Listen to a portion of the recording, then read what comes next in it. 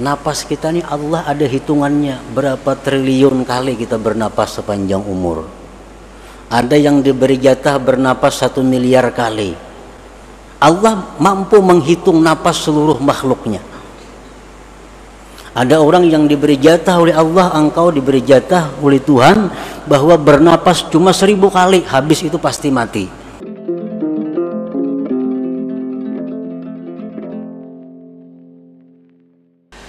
Para muhibbin rahimakumullah, al-hikmatu tsaniyah wal ishrun minal hikamil ataiyah. Qala al-imam Ahmad ibnu Athaillah as-Sakandari rahimahullah wa nafa'ana bi ulumih. Hikmah yang ke-22 dari al-hikam al-ataiyah. Berkata pengarang al-imam Ahmad bin Athaillah as-Sakandari rahimahullah, ma min nafasin tubdihi illa walahu qadarun fika yumdihi, yang artinya tidak ada daripada napas, tidak ada daripada nafas yang kamu tampakkan, yang kamu zahirkan, yang kamu keluarkan, melainkan bagi napas itu ada takdir pada engkau yang Allah lalukan. Nah, itulah arti daripada hikmah yang ke-22 ini. Yang maksudnya adalah inna anfasaka wa anfasa ghairik qad ammahal qadar. Sesungguhnya napas-napas engkau dan napas-napas selain engkau sungguh telah meliputi akan dia oleh takdir. Jadi seluruh napas-napas kita ini dan napas-napas orang lain itu semuanya tidak lepas dari takdir Allah. Walaupun satu napas, tidak ada yang keluar daripada takdir Allah.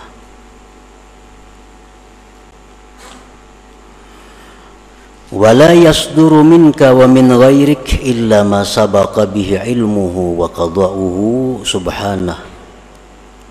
Dan tidaklah timbul napas engkau, dan tidaklah timbul itu napas daripada engkau dan dari selain engkau, melainkan yang telah terdahulu dengannya pengetahuan dan keputusan Allah subhanahu wa ta'ala. Artinya seluruh napas kita ini dan napas orang-orang lainnya itu sudah dahulu kala diketahui oleh Allah dan sudah dahulu kala ditentukan oleh Allah subhanahu wa ta'ala. Falazimaka an tardha bi qada'ihi wa qadarihi, maka wajiblah engkau bahwa ridha dengan keputusan Allah dan takdir Allah itu. Wajiblah engkau ridha dengan apa-apa yang ditentukan dan ditakdirkan oleh Allah. Wa hakikatur ridha an la ta'tarida 'ala Allah subhanahu wa ta'ala, dan bermula hakikat ridha itu adalah bahwa engkau tidak mengiktirad, bahwa engkau tidak membahas, bahwa engkau tidak menentang apalagi marah atas Allah subhanahu wa ta'ala. Nah, para muhibbin rahimakumullah, orang yang marah kepada Allah berarti adalah orang yang tidak ridha dengan Allah. Bisakah manusia, bisakah kita ini marah kepada Allah? Allah di akhirat nanti akan menanyakan kepada kita, wahai Fulan bin Fulan, engkau pada hari anu, jam anu, kenapa marah kepadaku? Wahai Fulan bin Fulan, engkau pada hari anu, tanggal anu, jam sekian, kenapa engkau mencela, mencaci makiku? Seorang hamba ini bertanya kepada Allah, wahai Tuhanku, aku tidak pernah marah kepadamu. Aku tidak pernah mencaci makimu. Kata Allah, tidak. Kau pernah marah kepadaku. Kapan kau marah kepadaku? Di waktu kau marah kepada hambaku.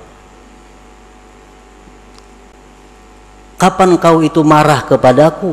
Di waktu kau marah kepada hamba-hambaku. Kapan kau mencaci maki aku?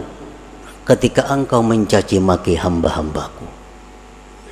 Nah, para muhibbin rahimakumullah, berarti kalau kita ini benci kepada hamba, kepada makhluk Allah, sama dengan benci kepada Allah. Kalau kita mencaci maki hamba Allah, makhluk Allah, pada hakikatnya kita mencaci maki Allah. Rasulullah SAW bersabda, la tasubbud dahra fa innallahu wad-dahru. Jangan kau mencaci maki terhadap masa. Jangan engkau mencaci maki keadaan-keadaan. Sesungguhnya Allah itulah yang mencipta keadaan-keadaan itu. Nah, para muhibbin rahimakumullah, sebagaimana dalam hadis disebutkan, Allah bersabda, Allah berfirman kepada hambanya, "Ya Tuhan, wahai Fulan, ini di akhirat, aku sakit, engkau tidak menjenguk aku. Wahai Fulan, aku lapar, engkau tidak memberi makan kepadaku." Ujar si hamba, "Ya Allah, bagaimana engkau itu bisa sakit? Engkau Tuhan." Kata Allah, "Hambaku itu sakit, tapi kau tidak membisuknya." Seseorang yang sakit itu adalah orang yang dikehendaki Allah sakit. Nah, kalau kita tidak membisuk dia, sama dengan tidak membisuk Allah. Kada mailangi Allah. Aku kelaparan, ya Tuhan, engkau kada memberi makani aku. Jadi kita, ya Allah, engkau Tuhan, mana mungkin lapar. Hambaku lapar, engkau tidak memberi makan dia. Nah, lapar itu adalah ciptaan Allah. Orang yang lapar, orang yang dikehendaki Allah. Kalau kita kada memberi makan kepada mereka, sama tidak memberi makan kepada Allah. Nah, jadi sangkut pautnya dengan yang kita baca ini adalah bahwa kita wajib ridha dengan apa yang ditentukan oleh Allah Subhanahu wa ta'ala, karena setiap napas kita dan napas selain kita itu pasti ada takdir yang meliputinya. Para muhibbin rahimakumullah, Allah Subhanahu wa ta'ala berfirman, "Wallahu khalaqakum wa ma ta'malun." Allah yang menciptakan kamu dan menciptakan segala perbuatan kamu. Itu Al-Quran. Bila mana kita belajar tauhid sifat 20 umpamanya, atau yang lebih tinggi daripada itu, kita mengenal tauhid af'al. Nah, kita mengenal tauhid af'al. Arti tauhid af'al itu apa? Mengesahkan perbuatan-perbuatan. Maksud mengesahkan perbuatan-perbuatan itu apa? Mengitikadkan di dalam hati bahwa tidak ada perbuatan dalam alam semesta ini melainkan perbuatan Allah Subhanahu wa ta'ala. Nah, itu tauhid af'al. Kita wajib mengitikadkan di dalam hati kita bahwa apa-apa yang berbuat pada alam semesta ini itu adalah perbuatan Allah. Kalau kita kada mengitikadkan demikian, kita kada beriman. Nah, kita kada beriman, kita kada tergolong ashabul yamin. Seluruh perbuatan yang kita lihat, kita dengar di alam semesta ini adalah perbuatan Allah Subhanahu wa ta'ala. Nah, ini tauhid af'al ngarannya. Itu wajib kita mengiktikadkan itu di dalam hati. Nah, af'al ini, perbuatan ini asarus sifat, bekas sifat. Perbuatan itu adalah buahnya sifat. Dari sifat timbul af'al. Kita melihat tukang begitu pandai membangun sebuah bangunan, itu af'al tukang pada zahirnya. Nah, kehebatan tukang maulah bangunan itu tentu bekas daripada ilmu yang ada dalam dirinya. Ilmu sifat. Ilmu sifat. Jadi karena adanya sifat ilmu dalam diri si tukang ini, timbullah perbuatan membuat gedung, membuat rumah yang bagus. Nah, jadi af'al itu adalah keluarnya di sifat. Nah, kita kembali bahwa seluruh perbuatan ini adalah perbuatan Allah. Seluruh perbuatan adalah perbuatan Allah. Dan perbuatan Allah itu, fi'il Allah itu bekas dari sifat Allah. Bekas dari sifat Allah. Dan sifat Allah itu banyak. Sifat Allah banyak. Tetapi kesimpulan dari banyaknya sifat Allah itu dibagi dua.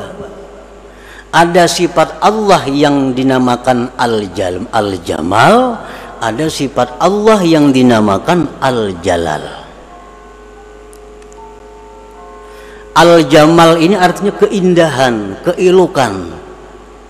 Seperti apa sifat-sifat yang dalam kelompok Al-Jamal ini? Sifat pengasih, penyayang, pecinta, pemelihara, pemberi, pemaaf, pengampun. Itu sifat-sifat keindahan, keelokan. Yang kedua dinamakan sifat Al-Jalal, sifat kebesaran. Dalam kelompok sifat kebesaran ini, Allah itu maha menyiksa, Allah itu maha memudaratkan, Allah itu maha menggagahi, Allah itu maha perkasa. Nah, ini kelompok sifat Al-Jalal ngarannya. Jadi seluruh perbuatan-perbuatan yang ada kita lihat ini, itu kada lepas daripada antara dua. Bisa Al-Jalal, bisa Al-Jamal. Bisa keelokan, bisa kebesaran. Nah, para muhibbin rahimakumullah, kalau kita melihat manusia, nah manusia ini orangnya penyayang, pemaaf, tutur katanya lembut, dikawani nyaman, dikawani kada suah membahas. Nah, ini adalah bekas daripada jamal, keindahan Allah. Ada kan kita bisik manusia nangka itu? Pasti ada. Manusia-manusia yang tutur katanya lembut, orangnya pemurah, orangnya penyayang, orangnya kada penyinggungan, orangnya kada pengarasan, orangnya kawa diatur. Ada kada manusia macam itu? Ada. Nah, ini adalah sifat-sifat yang nampak pada orang itu, sifat keelokan Allah. Nah, kalau kita berhadapan dengan sifat keelokan ini, kita dengan mudah ridha kepadanya, senang, dengan mudah ridha kepadanya. Tetapi kita kadang-kadang ada berhadapan dengan perbuatan-perbuatan makhluk Allah yang merupakan sumbernya dari jalal, kebesaran Allah. Orangnya kasar, salah sedikit tersinggung, salah sedikit bisa kada memberi, salah sedikit bisa menghantam. Ada kada manusia macam itu? Ada. Kada kawat salah kalau amuk. Nah, ini adalah manusia-manusia yang merupakan perbuatannya itu dari sifat jalal, kebesaran Allah. Nah, kita dituntut untuk juga ridha kepada orang seperti ini. Kita dituntut juga untuk ridha dengan orang seperti ini. Jangan hanya ridha kepada yang jamal tadi, nyaman itu. Tapi kita mesti juga ridha kepada yang jalal, karena kedua-duanya adalah sifat Allah Subhanahu wa ta'ala. Nah, di sini kita diuji tauhid af'al kita. Apakah kita tauhid af'al itu hanya sampai dalam kitab? Apakah tauhid af'al kita hanya sampai utak? Apakah sampai ke hati kita? Bisakah kita ridha kepada orang-orang yang kita berhadapan dengan orang-orang yang bersifat berkelakuan al-jalal? Tutur katanya kadang menyamani, padas. Kadang-kadang bisa memukul, kadang-kadang bisa menyindir, kadang-kadang pokoknya ngalih diatur manusia nih. Nah, ini pun adalah dari sifat Allah al-jalal. Nah, kadang-kadang kita marah kepada orang seperti itu, kadang-kadang kita benci kepada orang seperti itu. Nah, di akhirat nanti Allah, kenapa kau benci kepadaku? Kenapa kau marah kepadaku? Nyir kita kan ada marah kepada engkau ya Allah. Ya Tuhan, tuh ada hambaku nang ceribit, kenapa engkau marah kepadanya? Ada hambaku nang keras, kenapa engkau marah kepadanya? Berarti kau marah kepadaku. Karena sama-sama dari sifat Allah Subhanahu wa ta'ala. Nah, inilah kita dituntut dengan ridha ini. Falazimaka antarda biqadaihi wa qadarihi wa hakikatur ridha an la ta'tarida 'ala Allah Subhanahu wa ta'ala. Anak, kadang-kadang anak kita ini macam-macam. Ada anak yang merupakan percikan daripada jamal Allah, atau katanya bagus, hormat lawan kuitannya, maasi apa nang dituduhi, memperhatikan lawan kita, sayang lawan kita. Nah, ini anak adalah percikan daripada keelokan keindahan Allah. Kita ridha dengan anak ini, nyaman ridha, nyaman senangnya. Tapi ada anak nang kada kau diurus, nang kehendaknya, kehendak kita kada jalan. Jadi kita A nya B. Jadi kita ke pasarnya kada mau. Jadi kita gawi ini, gawi ampunnya nang jadi. Nah, ini anak adalah percikan daripada jalal Allah. Apakah kita benci dengan anak ini, marah kepada anak ini, berarti kita marah kepada Allah Subhanahu wa ta'ala. Nah, disitulah kita dituntut ridha kepada Allah. Jadi ridha kepada Allah jangan separuh-separuh. Ini nang jamalnya aja nang ridha, tapi urusan nang jalalnya di situ kita benci dan murka kepada Allah Subhanahu wa ta'ala. Nah, para muhibbin rahimakumullah, dan semuaan yang ada di alam semesta ini kada akan lepas daripada dua sifat itu. Apapun makanan. Nah, makanan ini kalau nang percikan daripada jamalnya Allah, dimakan nyaman, menyihatakan awak, rasanya nyaman, harganya murah. Ini jalal, jamal Allah, jamal Allah. Ada nang makanan bila tak makan batuk, ada yang bila tak makan ini meriap dingin. Ini makanan ini percikan daripada jalal Allah. Kada kau diurus makanan ini. Dan kadang-kadang kedua sifat itu ada pada diri kita. Ada pada diri kita.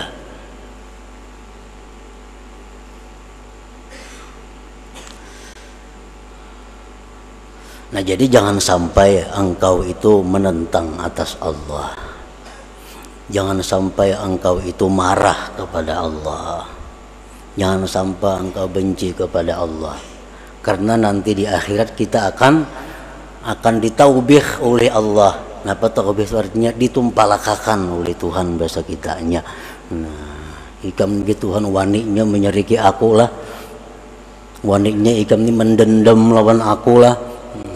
Jadi kita asal ada mendendam engkau ya Allah. Nah, gitu Tuhan ikam dendam lawan hambaku. Ikam dendam dengan Fulan bin Fulan, engkau marah dengan Fulan bin Fulan, padahal itu adalah merupakan perbuatan daripada aku. Nah, para muhibbin rahimakumullah, kalau kita berhadapan dengan satu kemunkaran, dengan satu kemaksiatan, nah di sini yang perlu kita terapkan di dalam hati kita dan di dalam zahir kita, munkar. Allah menyuruh kita membenci yang munkar. Di sisi lain Allah memerintahkan kita supaya ridha dengan apa yang terjadi.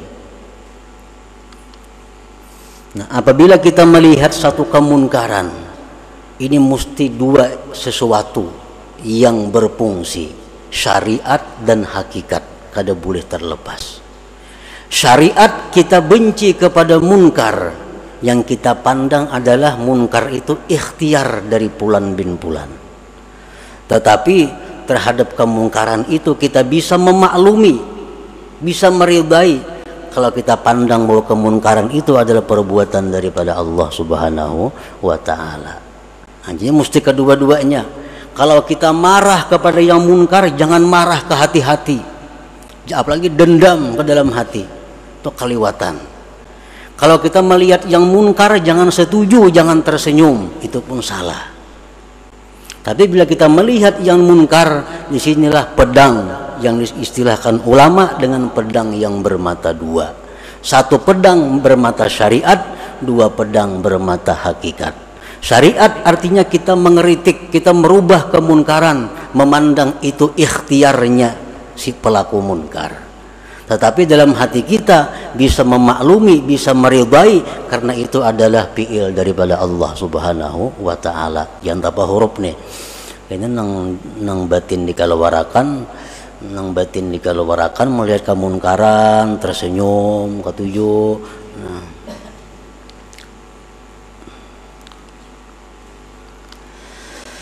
Nah, fa'ampa suka ma'dudatun wa mahsubatun fa idza intaha akhiru anfasika rahalta ila akhiratika wa tarakta ad-dunya wa zinataha wa ma ahbabta biha min malin wa jahin wa ahlin wa ghairiha. Maka bermula napas-napas kamu itu dihitung dan dihisap. Napas kita ini Allah ada hitungannya, berapa triliun kali kita bernapas sepanjang umur.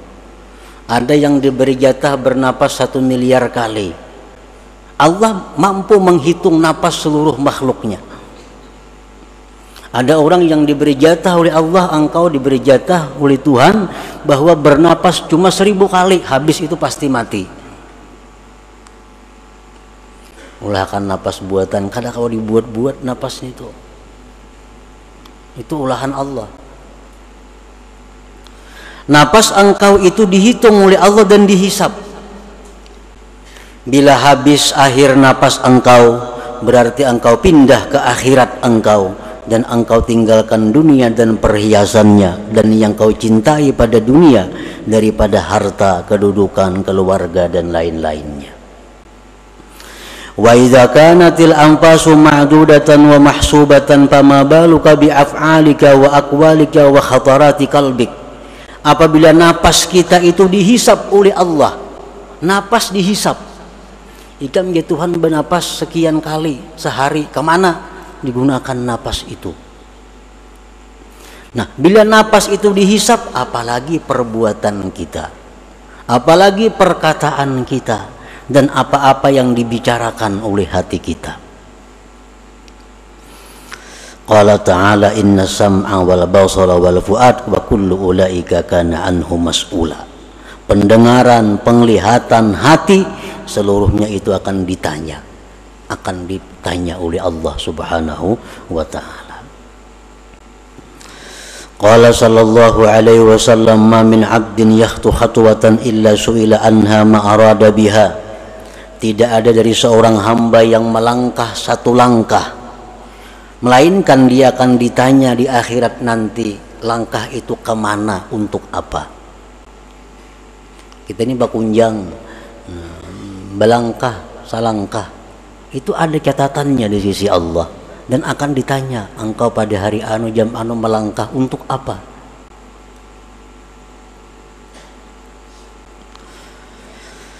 Wa qala Rasulullah sallallahu alaihi wasallam idza kana yaumul qiyamah da'a Allahu bi 'abdin min 'ibadihi fayuqifuhu baina yadayhi fayas'aluhu an jahihi kama yas'aluhu an amalihi.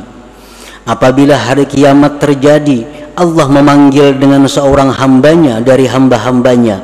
Allah dirikan hambanya itu di hadapannya. Allah tanya hambanya itu tentang pangkatnya, sebagaimana Allah menanya daripada perbuatannya. Nang berpangkat-pangkat itu ditanya Allah juga. Kamu pangkat apa? Jabatan apa? Di mana kamu dapat jabatan itu, dengan jalan apa? Kamana kamu menggunakan jabatan-jabatan itu? Ditanya oleh Allah. Yang jadi pembakal, jadi camat, apalagi bupati, apalagi nang ke atasnya, bukan inting, itu akan ditanya dengan jalan apa engkau dapat jabatan itu. Nah, dan kemana menggunakan jabatan itu, ditanya oleh Allah. Dengan apa dapat jabatan itu? Kayak apa caranya minta jabatan? Imbah menjabat bang, kayak apa kelakuannya? Nah, pejabat-pejabat yang paling celaka itu adalah pejabat-pejabat yang mempersulit umat Nabi Muhammad sallallahu alaihi wasallam. Pejabat pembakal kah? Jangan mempersulit. Bila mempersulit, Nabi kita mendoakan sulitkan mereka di akhirat. Bah, kalau sudah Nabi mendoakan itu sudah kiamat. Nah, pejabat-pejabat itu ya Nabi mudahkan atas umatku urusan mereka, jangan dipersulit. Kalau mempersulit, Allah akan menyulitkan kamu di akhirat. Kalau Allah menyulitkan di akhirat, pasti akan binasa.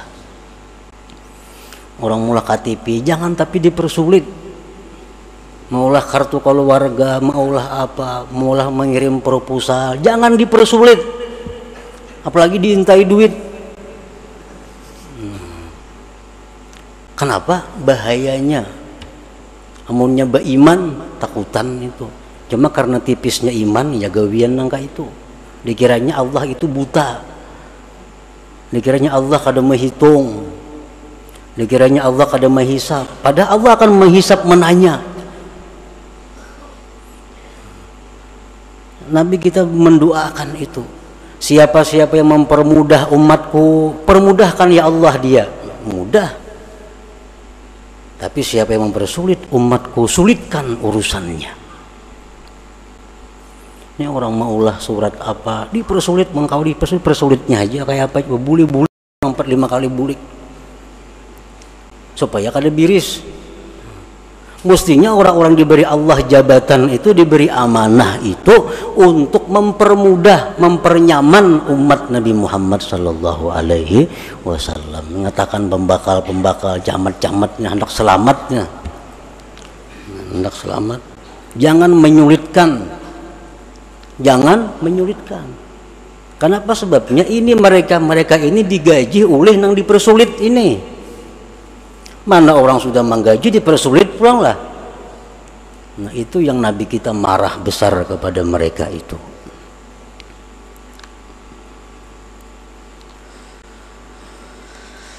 Qala Umar ibn al-Khattab radhiyallahu anhu, hasibu anfusakum qabla an tuhasabu wa zinuha qabla an tuzanu. Nah, ini Sayyidina Umar mengajarkan kepada kita cara supaya mati itu di akhirat itu kada dihisap, kada ditanyai oleh Allah macam-macam.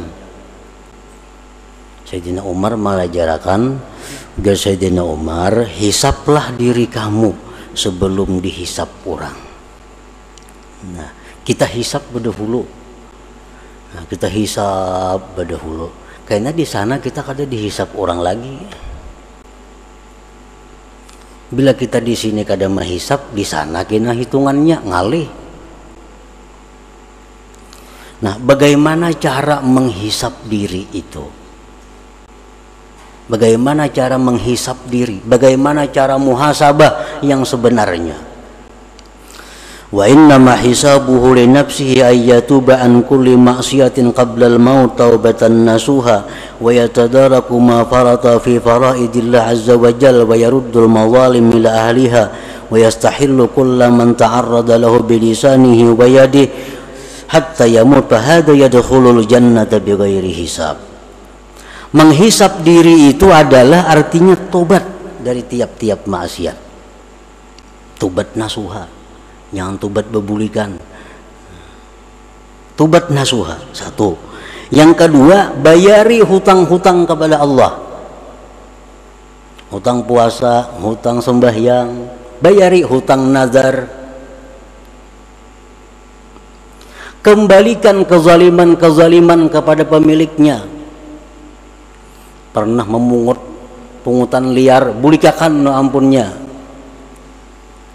Dalam dunia nyaman bulikakan, mau di akhirat ngalih. Bulikakan kepada ampunnya. Kita pernah mencuntan, bulikakan. Ada kau lagi membulikakan, minta halal. Orangnya sudah mati, minta halal kepada ahli warisnya. Ahli warisnya kada ada lagi, banyaki ba'amal ibadah, hadiahkan pahalanya lawan orang nang hartanya dicuntan itu. Hadiahkan, baca Fatihah ayat 4, hadiahkan pahalanya. Nah, ya Allah, ini hamba membaca Fatihah ayat 4, pahalanya beriakan ya Allah untuk orang-orang yang pernah hamba ambil hartanya, orang yang pernah hamba gibah pribadinya dan sebagainya. Itu jalan terakhir. Nah, bila kita bisa melakukan itu, mati kita yadkhulul jannata bighairi hisab, maka masuklah surga tanpa dihisab lagi. Nah, ini amalan masuk surga nang tanpa hisab nang sebenarnya itu. Kalau ada amalan-amalan siapa membaca ini masuk surga bighairi hisab, itu hanya penunjang. Siapa sembahyang tengah malam masuk surga tanpa hisab, itu hanya penunjang. Tapi intinya adalah ini, tobat dari maksiat, bayari hutang kepada Allah, bulikakan harta-harta orang yang ada pada diri kita, pada kekuasaan kita, bulikakan, dan minta halal kepada orang-orang yang kita sakiti, yang kita aniaya. Pertahankan sampai mati, mati kita ngarannya husnul khatimah, masuk surganya bighairi hisab. Itu yang dimaksud daripada hikmah yang ke-22 daripada Al-Hikam Al-Ataiyah ini. Nah, selanjutnya yang ke-23.